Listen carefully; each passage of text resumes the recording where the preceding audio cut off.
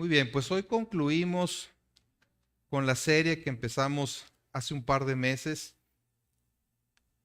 que trata de la soberanía de Dios, esta perfección de Dios tan importante como todas, ¿verdad? Como todas, y de tanta utilidad para nuestra vida. Iniciaremos la próxima semana el estudio del libro de Samuel. Vamos a estudiar el libro de Samuel. Y cuando digo el libro de Samuel, pretendemos abarcar los dos libros, el primero y el segundo de los libros, que en el original es un solo libro, por eso se le menciona como el libro de Samuel, para que lo vayan leyendo y preparemos nuestro corazón para la exposición de este precioso libro del Antiguo Testamento, que viene también a ser muy oportuno a la luz de lo que acabamos de tener de la soberanía de Dios. Entonces, hoy, como les digo, concluimos el tema de la soberanía de Dios y vamos a considerar, después de haber escuchado todas las demás lecciones acerca de los diferentes aspectos de la soberanía de Dios, cuál es nuestra actitud hacia la soberanía de Dios. Hoy es domingo 4 de septiembre del 2022 y el tema es nuestra actitud hacia la soberanía de Dios. Oremos. Bendito Padre, gracias Señor nuevamente por permitirnos estar aquí reunidos como un solo cuerpo y en torno a tu palabra. Gracias Señor por tu palabra es verdad. Tu palabra, Señor, es lámpara que ilumina nuestro caminar. Ayúdanos a recibirla y atesorarla de tal forma, Señor, que nuestra fe en ti sea incrementada, nuestra certeza de quién eres tú y lo que has hecho sea afirmada, Señor. Y que podamos responder de una manera que te glorifique a ti, Señor. Danos un corazón receptivo. Ayúdanos, Señor. Que podamos hacer un lado toda distracción, toda preocupación, todo aquello, Señor, que nos estorbe para recibir tu bendita palabra.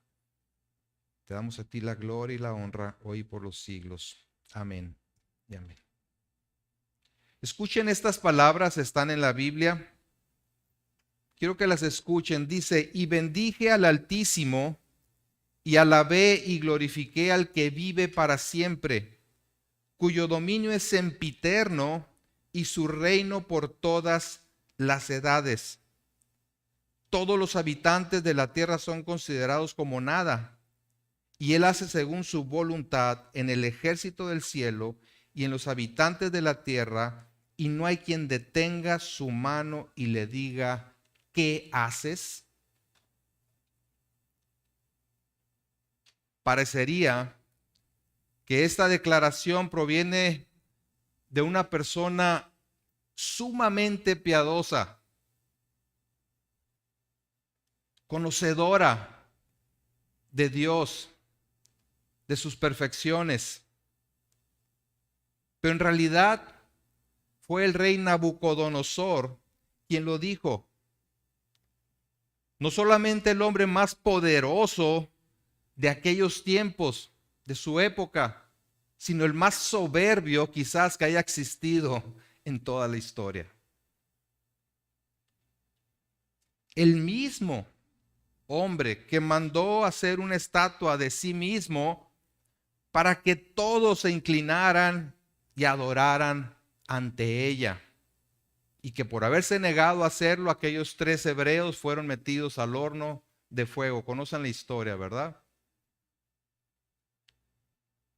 Sin embargo, después de que fue terriblemente humillado por Dios, llegando a vivir prácticamente como un salvaje, como un animal, su razón, dice él mismo, le fue devuelta y pudo comprender que solo existe un soberano, y ese es Jehová, el único Dios verdadero. Hemos repasado juntos lo que significa que Dios es soberano y sus implicaciones para nuestra vida. Por mi parte, cada vez que medito en las perfecciones de Dios, me deja, por un lado, muy asombrado y maravillado de quién es Él. Y por otro lado, con una sensación de pequeñez, una sensación de indignidad, como diciendo, ¿quién soy yo? Y esto permite que pueda apreciar mejor su grandeza. Esto permite que pueda apreciar mejor su misericordia y su gracia. Como bien dice el autor de La vida centrada en el Evangelio, Bob Thune, entre mejor apreciamos la santidad de Dios y más clara sea nuestra pecaminosidad, la cruz de Cristo se hace más grande. Es decir, nuestra apreciación de la obra de Cristo, nuestra apreciación de la trascendencia de la muerte de Cristo crece en la medida en la que reconozcamos qué tan lejos estamos de la santidad de Dios. Entre mejor apreciemos la santidad de Dios y mejor reconozcamos nuestra pecaminosidad, la cruz de Cristo toma mayor relevancia. Si tu vida cristiana es pobre, es posiblemente porque no has visto esas dos cosas. No has considerado la santidad de Dios y tu vida a la luz de la santidad de Dios. Y cómo es que sin la cruz de Cristo es imposible que esas dos partes se reconcilien. ¿Sí? Imposible. ¿Sí? Así que para cerrar este estudio, consideremos hoy cuál debe ser nuestra actitud ante la soberanía de Dios. El maestro Pink dice, toda verdad que nos es revelada en la palabra de Dios está allí no solo para nuestra información, sino también para nuestra inspiración y como ejemplo. La Biblia nos ha sido dada no para gratificar una curiosidad ociosa, sino para edificar las almas de sus lectores. La soberanía de Dios es algo más que un principio abstracto que explica la razón fundamental del gobierno divino. Es más que eso. Dice, está designada como un motivo para el temor piadoso, se nos da a conocer para la promoción de una vida recta y es revelada para traer en sujeción nuestros corazones rebeldes. El Salmo 48 dice, el hacer tu voluntad, Dios mío, me ha agradado y tu ley está en medio de mi corazón. ¿Es esta nuestra actitud hacia la soberanía de Dios? Al haber visto todos los aspectos de la soberanía de Dios, podríamos decir que nuestro asombro por Él ha crecido, nuestra apreciación de su gracia ha tenido un mayor impacto. Le llamamos Señor y en realidad nos sometemos con agrado a su voluntad. ¿Nos damos cuenta delante de quién estamos? Continúa el maestro Pink diciendo, un verdadero reconocimiento de la soberanía de Dios humilla como ninguna otra cosa lo hace o puede humillar y traer el corazón a una humilde sumisión ante Dios, haciendo que renunciemos a nuestra propia voluntad y que nos deleitemos en la percepción y el cumplimiento de la voluntad divina. Que nos deleitemos en la percepción y cumplimiento de la voluntad divina. La respuesta de Nabucodonosor después de haber sido humillado por Dios es muy ilustrativa en este sentido. En Daniel 4:1 dice Nabucodonosor, rey, a todos los pueblos, naciones y lenguas que moran en toda la tierra, paz os sea multiplicada. Dice, conviene que yo declare las señales y milagros que el Dios Altísimo ha hecho conmigo. Cuán grandes son sus señales y cuán potentes sus maravillas. Su reino sempiterno y su señorío de generación en generación. Este hombre soberbio que se creía, ahora sí que el soberano del universo, queda reducido a polvo por haber desafiado a Dios, haberle querido quitar su lugar como único rey soberano. Otro hombre, pero en este caso un varón de quien Dios mismo dijo que no hay otro como él en la tierra, varón perfecto y recto, temeroso de Dios y apartado del mal. ¿Ya saben a quién se refiere? A Job, ¿verdad? Dios dice de Job esto: no hay otro como él en la tierra, varón perfecto y recto, temeroso de Dios y apartado del mal. Al final de su trágica experiencia, que la mayoría conoce, llegó a la siguiente conclusión. En el capítulo 42, versículos 5 y 6 dice, de oídas te había oído, mas ahora mis ojos te ven. O sea, yo creía conocerte, pero ahora te puedo ver. ¿Y cuál es su reacción? ¿Cuál es su actitud? Versículo 6, por tanto me aborrezco y me arrepiento en polvo y ceniza. No le quedó otra opción más que caer de rodillas postrado delante del Señor. Ese varón justo, temeroso de Dios. Insisto, una mayor comprensión de quién es Dios, de su soberanía y misericordia, hizo que Job se viera a sí mismo totalmente indigno y se humillara delante de él. Entonces, ¿cuál debería ser nuestra actitud hacia el Supremo Soberano? ¡Wow! ¡Qué bonita la serie!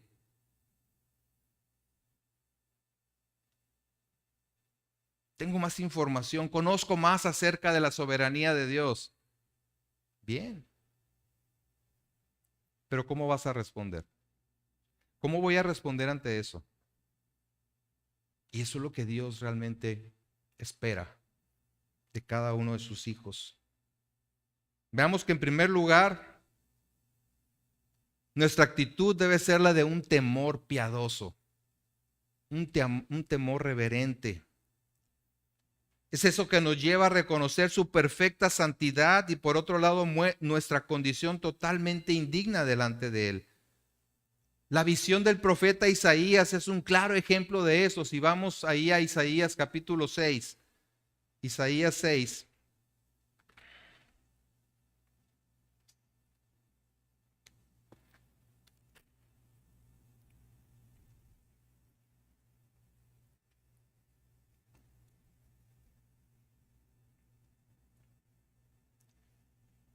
A partir del versículo 1, dice, en el año que murió el rey Usías, vi yo al Señor sentado sobre un trono alto y sublime, y sus faldas llenaban el templo. Por encima de él había serafines, cada uno tenía 6 alas, con 2 cubrían sus rostros, con 2 cubrían sus pies y con 2 volaban.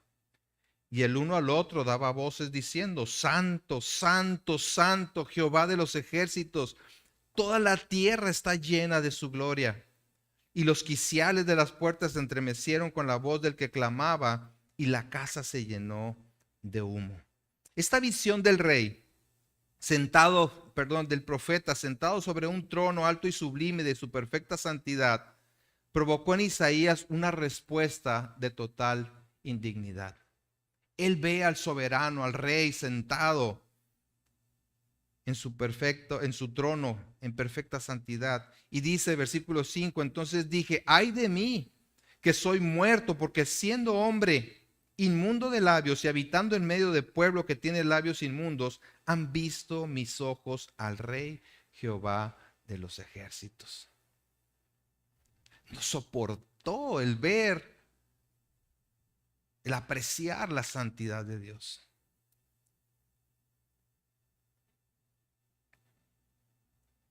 Ay de mí, dice. O sea, estoy aniquilado, estoy muerto ante la santidad de Dios. ¿Cuál es entonces nuestra respuesta ante la grandeza de Dios? Ante su santidad incomparable, su justicia perfecta, su poder irresistible, su gracia soberana. Por otro lado, la indiferencia ante la majestad de Dios es una señal de falta de temor de Dios, y esta es una característica de los hombres en los tiempos postreros. Así lo dice 2 Timoteo 3. Es decir, en estos tiempos. En 2 Timoteo 3, si vamos ahí,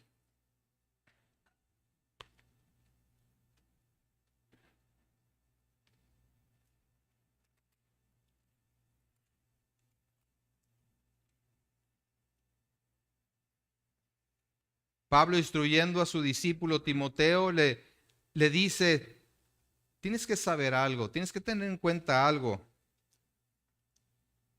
Versículo 1, que en los postreros días vendrán tiempos peligrosos, porque habrá hombres amadores de sí mismos, avaros, vanagloriosos, soberbios, blasfemos, desobedientes a los padres, ingratos, impíos, sin afecto natural, implacables, calumniadores, intemperantes, crueles, aborrecedores de lo bueno, traidores, impetuosos, infatuados, amadores de los deleites más que de Dios. Ahora fíjense el versículo 5, que tendrán apariencia de piedad, pero negarán la eficacia de ella. A estos evita. Qué interesante que dice cómo será el carácter de muchos hombres en los tiempos finales, y dice que tendrán apariencia de piedad. Así es que no está hablando de los paganos, de los que abiertamente hacen lo malo, sino de los que se dicen creyentes, pero que se aman más a sí mismos y los deleites de este mundo que a Dios. Cuando no hay temor de Dios, la autoridad de su palabra es rebajada, convirtiéndola en sugerencias que sí conviene escuchar, pero no necesariamente seguir. ¿Cuántas veces conocemos una instrucción clara de parte de Dios y decimos: no, esto no me aplica a mí, ¿verdad? Perdón.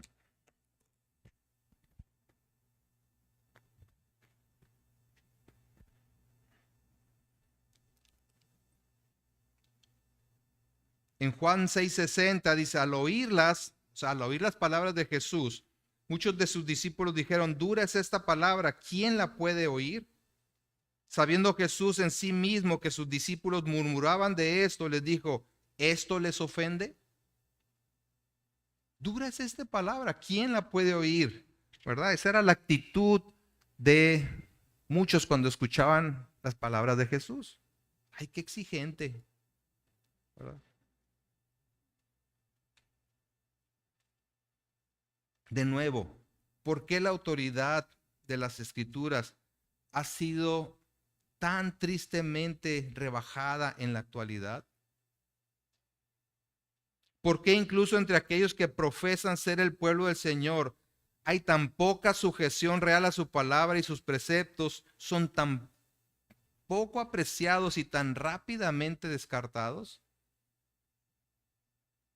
Porque se tiene un pobre concepto de Dios y por lo tanto se ha perdido el temor reverente a Dios como Señor. En Isaías 16:13 Dice así el Señor: porque este pueblo se acerca a mí con su boca y con sus labios me honra, pero su corazón está lejos de mí. Y su temor de mí no es más que un mandamiento de hombres que les ha sido enseñado.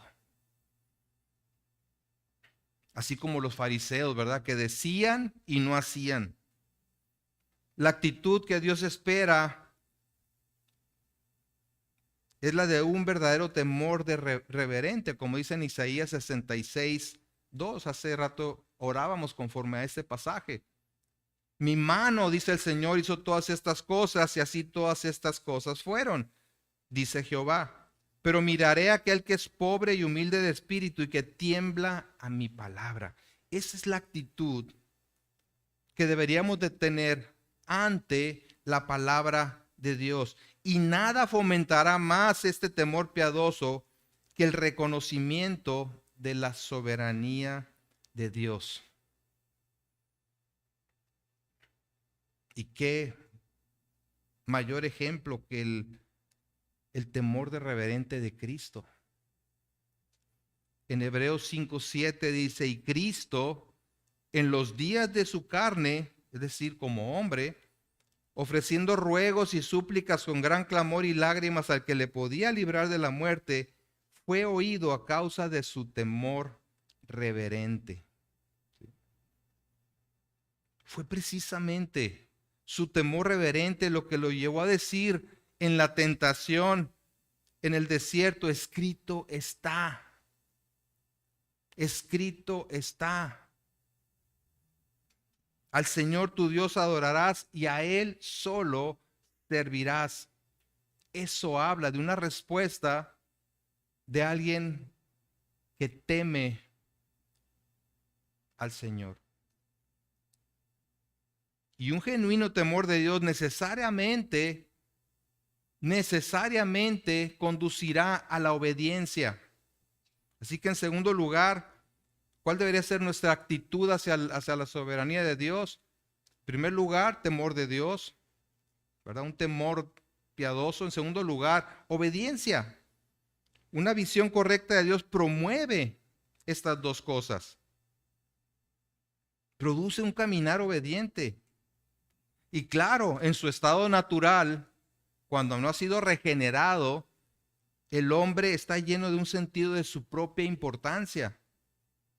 Lo leíamos ahí en Timoteo, ¿no? Amadores de sí mismos más que de Dios. Confía más en su grandeza y su autosuficiencia y no acepta que se le diga lo que debe hacer. ¿Quién eres tú para decirme lo que debo hacer? ¿Quién es Dios para decirme lo que debo hacer?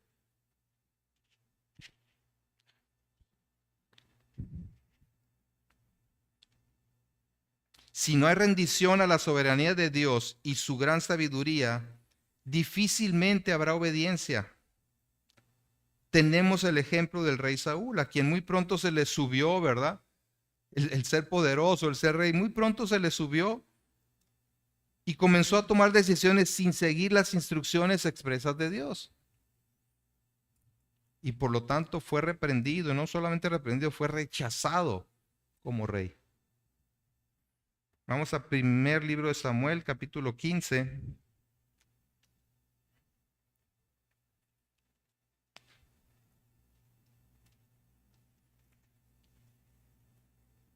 Primer libro de Samuel, capítulo 15. Un pasaje que compartió nuestro hermano Rodolfo hace poco tiempo. Y en el versículo 22, no vamos a ver todo el pasaje, ¿verdad? En el versículo 22, noten lo que dice ahí. Samuel dijo: se complace Jehová tanto en los holocaustos y víctimas como en que se obedezca las palabras de Jehová. Ciertamente el obedecer es mejor que los sacrificios y el prestar atención que la grosura de los carneros. Porque como pecado de adivinación es la rebelión, y como ídolos e idolatría la obstinación.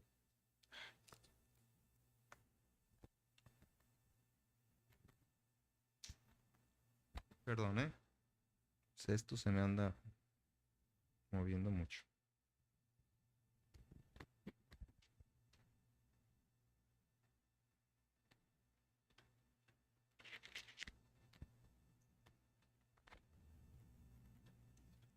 Gracias.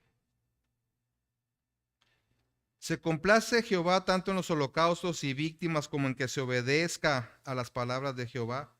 Ciertamente el obedecer es mejor que los sacrificios y el prestar atención que la grosura de los carneros. Porque como pecado de adivinación es la rebelión y como ídolos e idolatría la obstinación. Por cuanto tú desechaste la palabra de Jehová, él también te ha desechado para que no seas rey. Así como Saúl, nuestra tendencia es a elegir lo que nos conviene de la palabra de Dios. La instrucción precisa era que destruyeran todo, pero ellos decidieron hacer las cosas de otra manera. Pero eso sí, con una justificación aparentemente muy espiritual. En el capítulo 15, versículo 15 dice Saúl: de Amalec los he traído, porque el pueblo perdonó lo mejor de las ovejas y de las vacas para sacrificarlas a Jehová tu Dios, pero lo demás lo destruimos. O sea, él escogió qué obedecer y qué desobedecer. Y luego lo trata de justificar, ¿verdad? ¿Y cuántas veces nosotros actuamos de esa manera? Esto sí, esto no. Esto sí, esto no. La soberbia y la irreverencia engendra desobediencia.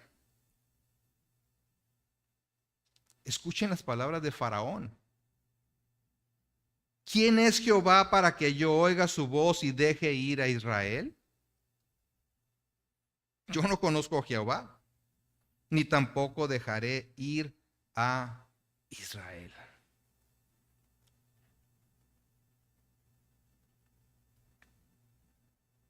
Ahora, si la irreverencia lleva a la desobediencia, la verdadera reverencia producirá y promoverá la obediencia. Nuevamente ponemos nuestros ojos en Jesús.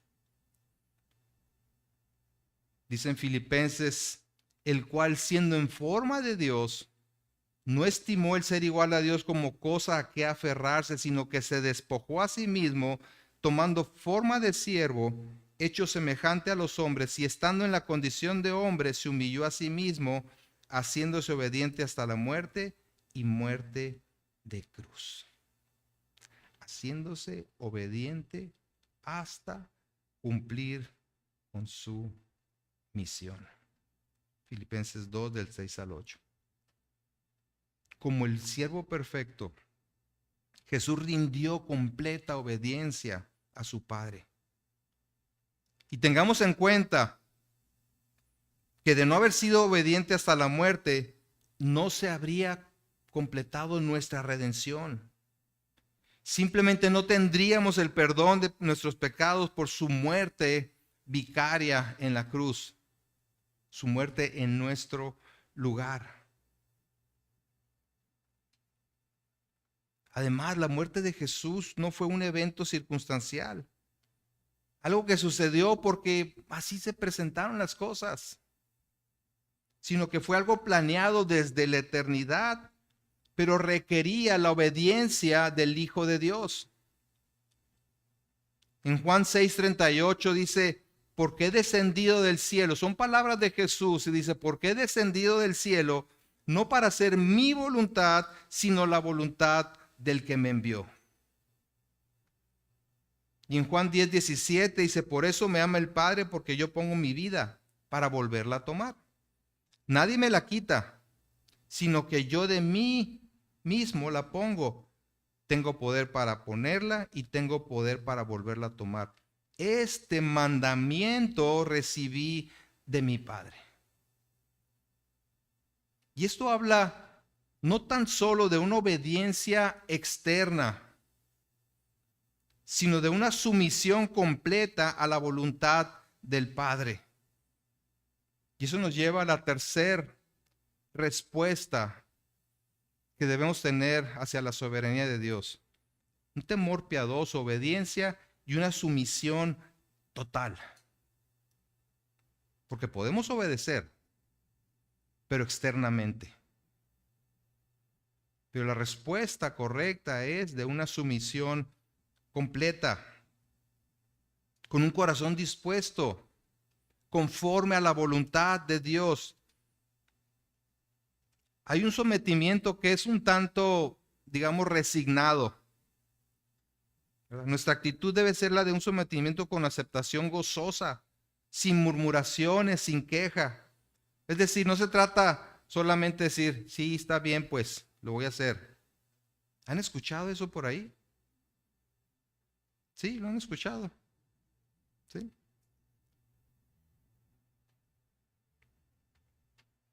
Sí, está bien, pues ándale.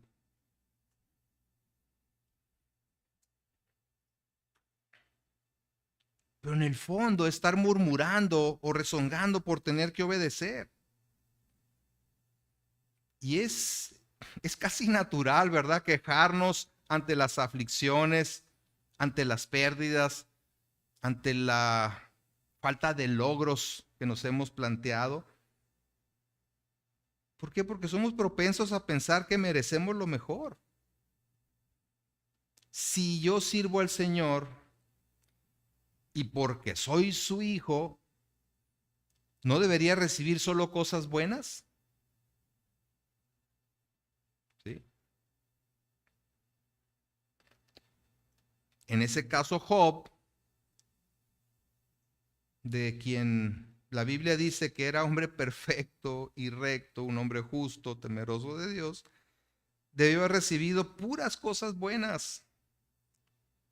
Pero sabemos que no fue así. Y sin embargo, veamos su actitud, aún ante su esposa, ¿no? Que le dijo, ¿aún retienes tu integridad? Mira todo lo que te está pasando. Y aún retienes tu integridad. Maldice a Dios y muérete. Qué ayuda idónea, ¿no? Pero Job dijo, como suele hablar cualquiera de las mujeres fatuas, has hablado. ¿Qué? ¿Recibiremos de Dios el bien y el mal no lo recibiremos? En todo esto no pecó Job con sus labios. Wow. Wow. Así como Job, en todo aquel que por gracia ha reconocido la soberanía de Dios, hay una inclinación reverente a la voluntad divina y un reconocimiento de que Él no nos ha afligido tan dolorosamente como merecemos. Sí, sí, sí. Si se tratara de lo que merecemos, ¿saben qué es lo que merecemos, verdad?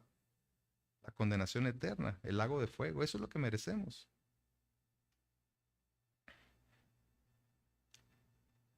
Un verdadero reconocimiento de la soberanía de Dios va a admitir esa realidad, ese derecho, ¿verdad?, de Dios para hacer con nosotros lo que Él quiera. En Romanos 9:20 dice, mas antes, hombre, ¿quién eres tú para que alterques con Dios? Dirá el vaso de barro al que lo formó, ¿por qué me has hecho así? ¿O no tiene potestad el alfarero sobre el barro para hacer de la misma masa un vaso para honra y otro para deshonra? ¿Que no tiene potestad el que nos creó de hacer lo que le plazca con nosotros? Así es que un sometimiento de corazón ante el soberano Señor nos permitirá reconocer en su absoluto derecho de hacer con nosotros lo que mejor le parezca. Si Él permite dificultades económicas, enfermedades, muerte, problemas con los hijos o con el cónyuge, dirá, ¿el juez de toda la tierra no ha de hacer lo que es justo? Por supuesto que va a haber una lucha en nuestra mente y en nuestro corazón. Una lucha que perdurará mientras vivamos.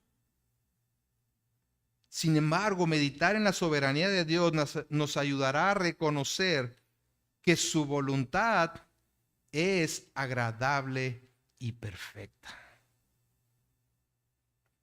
Eso solo lo vamos a lograr O sea, llegar a esa conclusión solamente la vamos a lograr, obviamente por su Espíritu Santo, pero en una reverencia verdadera delante de Dios, de reconocer quién es Él y que tiene todo el derecho de hacer lo que mejor convenga.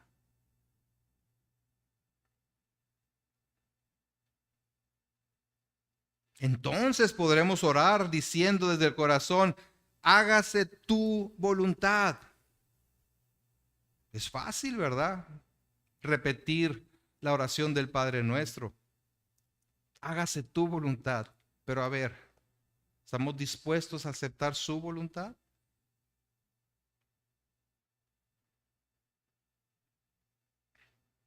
¿Y acaso no fue esa la oración de Cristo? Ahí en Getsemaní, con un gran sufrimiento, sudando gotas de sangre, dice, Padre, si quieres, pasa de mí esta copa, pero no se haga mi voluntad, sino la tuya. Angustiado por los sufrimientos físicos que le esperaban, pero más que eso, por la idea de estar separado de Dios mismo, Jesús manifestaba su completo acuerdo con la voluntad del Padre. A diferencia de nosotros, por supuesto que en el Señor Jesús no hubo un corazón rebelde. Sí. Por eso es que pudo decir, mi comida es que haga la voluntad del que me envió. Una sumisión total, sin condiciones. ¿Podremos decir lo mismo? ¿Nos agradamos en hacer la voluntad de Dios? Digo, debemos reconocer que no siempre es así.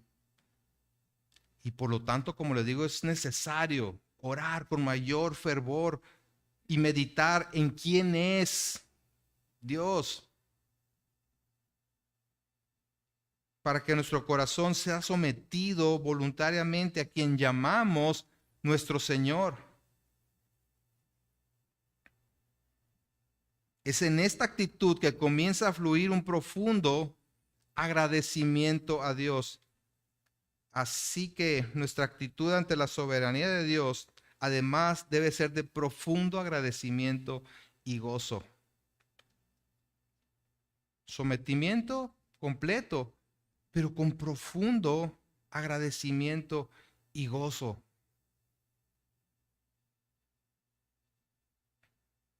Solamente de esa manera no va a ser una carga difícil de llevar. Me tengo que someter. Sí.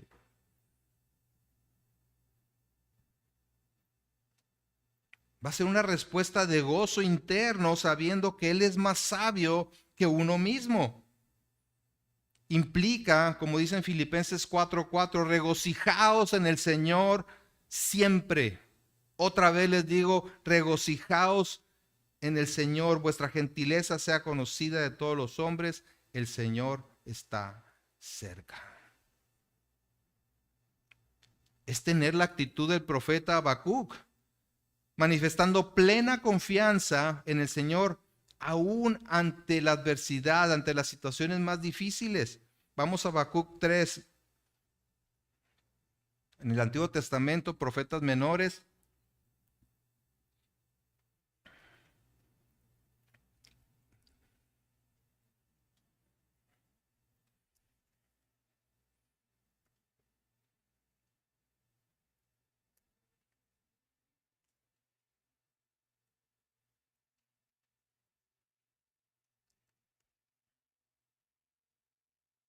La página 1149. Gracias. Esa es la mía, ¿no? Después de Nahum, ¿sí? Y antes de Ageo. Como es muy pequeño el libro, pues ahí se pierde entre todos, ¿no? Ok.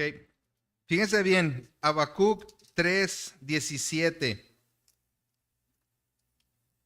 Preciosa esta oración, ¿verdad? de Habacuc dice, aunque la higuera no florezca, ni en las vides haya frutos, aunque falte el producto del olivo y los labrados no den mantenimiento, y las ovejas sean quitadas de la majada, y no haya vacas en los corrales. Es decir, aunque estén las cosas bien oscuras. Versículo 18, con todo, yo me alegraré en Jehová y me gozaré en el Dios de mi salvación. Jehová, el Señor, es mi fortaleza, el cual hace mis pies como de ciervas y en mis alturas me hace andar. ¿Qué tal esa oración de confianza? ¿Qué tal esa oración de reconocimiento de quién es Dios? De su soberanía. Es poder decir junto con el salmista, te alabaré con rectitud de corazón cuando aprendiere tus justos juicios. Tus estatutos guardaré, no me dejes enteramente. Te alabaré con rectitud de corazón. Ahora, es en realidad sencillo y natural estar agradecidos y gozosos cuando las cosas van como las deseamos.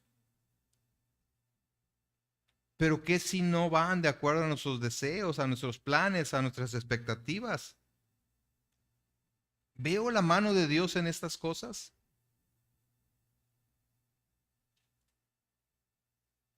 Tenemos el ejemplo de Job nuevamente, ¿no? ¿Qué hizo cuando se le presentó una pérdida tras otra, tras otra? Sus propiedades, sus hijos, su cuerpo. ¿Lloró su mala suerte? ¿Maldijo a los ladrones? ¿Murmuró contra Dios? No. Lo que hizo fue postrarse en adoración. Y esta no es una resignación fatalista, sino una actitud de confianza en Dios, que descansa en la segura palabra del Dios viviente. Y por lo tanto dice, sabemos que a los que aman a Dios, todas las cosas les ayudan a bien, esto es, a los que conforme a su propósito son llamados. Nos encanta citar este pasaje para decir que todas las cosas nos van a salir bien, pero no es lo que dice. No es lo que dice que todo nos va a salir bien, no dice eso. ¿Qué es lo que dice? Todas las cosas les ayudan a bien. ¿Y qué son todas las cosas? ¿Nada más las buenas? Claro que no. Aún las adversidades. Y hablando precisamente de un sometimiento gozoso, vemos al Señor Jesucristo haciendo la voluntad del Padre con gozo. Vamos a Hebreos capítulo 12.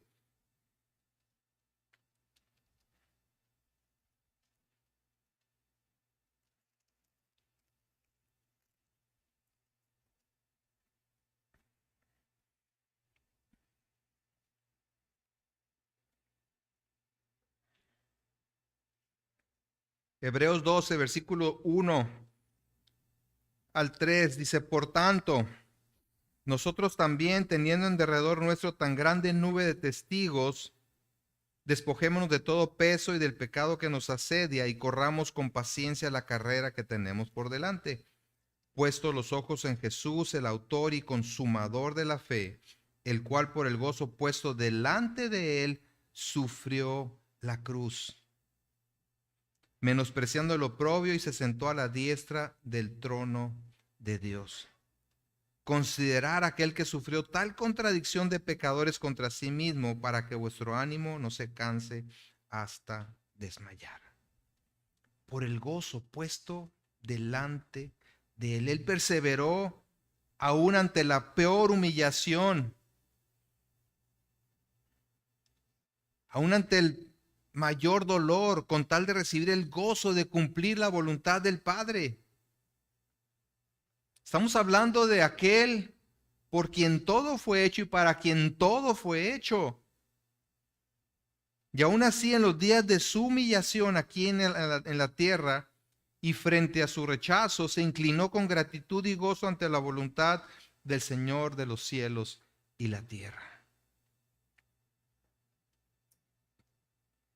¿Cuál es nuestra actitud ante la soberanía de Dios?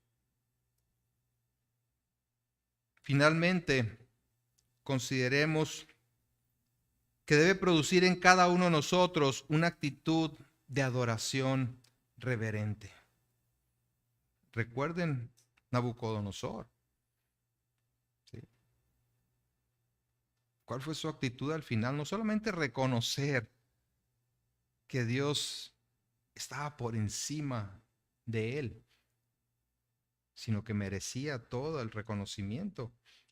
Daniel 4:37 dice, ahora yo, Nabucodonosor, alabo, engrandezco y glorifico al Rey del cielo, porque todas sus obras son verdaderas y sus caminos justos, y él puede humillar a los que andan con soberbia. Miren quién lo dice. ¿Sí? Miren quién lo dice. Pero qué bonito lo que dice, ¿no? Todas sus obras son verdaderas y sus caminos justos. Por eso lo alabo, engrandezco y glorifico. El apóstol Pedro irrumpe en adoración, reconociendo la gran misericordia de Dios al otorgarnos nueva vida en Cristo. Primera de Pedro, capítulo 1.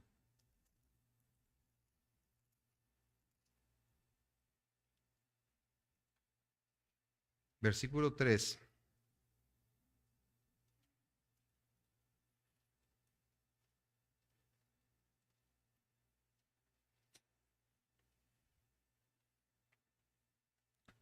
Dice Pedro en 1 Pedro 1:3, bendito el Dios y Padre de nuestro Señor Jesucristo, que según su grande misericordia nos hizo renacer para una esperanza viva, por la resurrección de Jesucristo de los muertos, para una herencia incorruptible, incontaminada e inmarcesible, reservada en los cielos para vosotros, que sois guardados por el poder de Dios mediante la fe, para alcanzar la salvación que está preparada para ser manifestada en el tiempo postrero.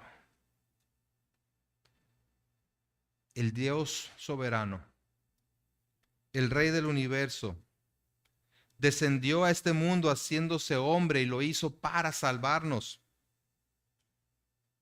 Piensa en esto.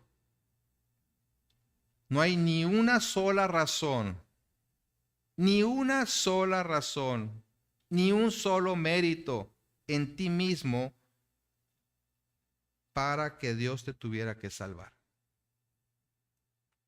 Si tú crees que hay algo que tú aportas para tu salvación, no conoces el Evangelio de la gracia. ¿Sí?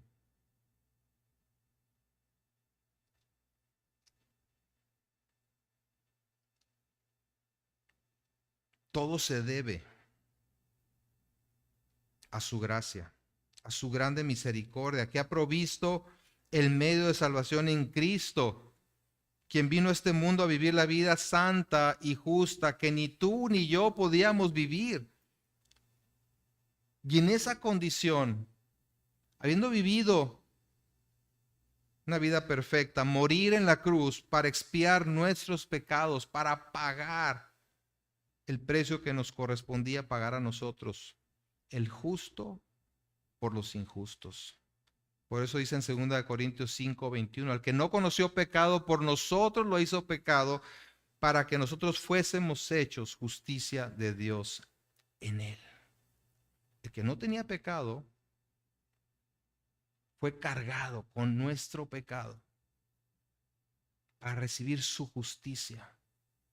De esa manera poder presentarnos limpios, perdonados delante de Dios. Si tú te reconoces como pecador y merecedor del castigo eterno en el lago de fuego, el sacrificio de Cristo provee el perdón de tus pecados y la reconciliación con Dios. Y tan pronto como un pecador acude a Cristo y deposita su fe en Él, dice la Biblia que nace de nuevo. Por eso Pedro decía que según su grande misericordia nos hizo renacer para una esperanza viva, nos hizo renacer para una esperanza viva por la resurrección de Jesucristo de los muertos. Por la fe en Cristo recibimos el perdón de los pecados y una nueva vida. Una nueva vida. Una herencia que dice aquí que es incorruptible, que no se deteriora con el paso del tiempo, que es incontaminada, que no tiene mancha alguna e inmarcesible, que no se marchita, que no perece. Y esta herencia es garantizada, dice Pedro, por el poder de Dios, que sois guardados por el poder de Dios mediante la fe para alcanzar la salvación que está preparada para ser manifestada en el tiempo postrero. Es ese Dios soberano, todopoderoso, asegurando al cristiano para siempre en su presencia. Si eso no nos hace caer de rodillas delante de Él en reconocimiento por quién es Él, en una adoración reverente, y no nos lleva a la obediencia práctica, entonces consideremos que seguimos teniendo un corazón de piedra y no hemos nacido de nuevo.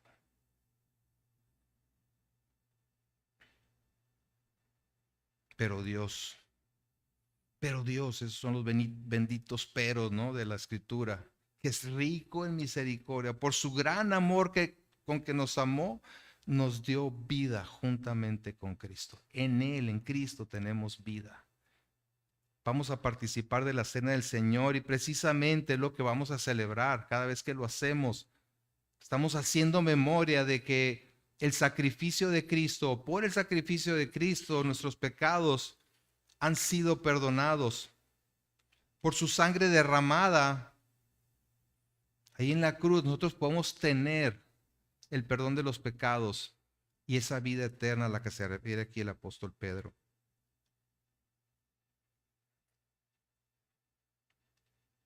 Yo te invito ahí en tu lugar a que antes de participar de la cena del Señor, ores. Ora a Dios. Y considera lo que Él te ha hablado en esta tarde y a través de todo el estudio de su soberanía. Y si hay algo de lo que te tengas que arrepentir, este es el momento de hacerlo. Ahí en tu intimidad, ahí delante de Dios, Él conoce tu corazón y Él sabe si lo que tú le expresas procede de un corazón arrepentido.